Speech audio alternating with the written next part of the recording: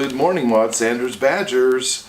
I've been showing in my classes all week people throwing boiling water into the air and making it freeze instantaneously.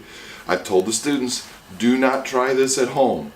So I'm crazy. I'm doing it here. I'm standing in my garage.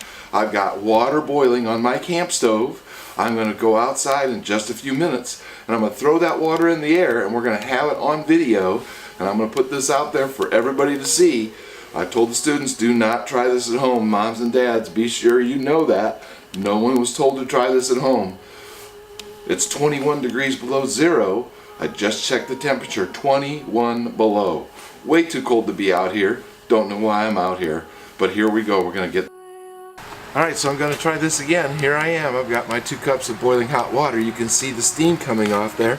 That's a sign that that water, the molecules in the water, is rapidly expanding and turning into vapor.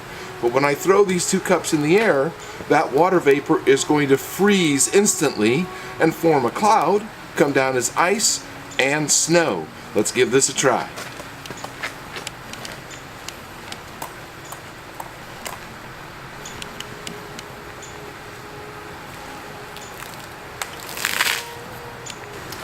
Alright, it's Wednesday, January 30th in Peoria, Illinois. It's 21 degrees below zero actual temperature. I have my 2 cups of boiling water rapidly expanding into vapor.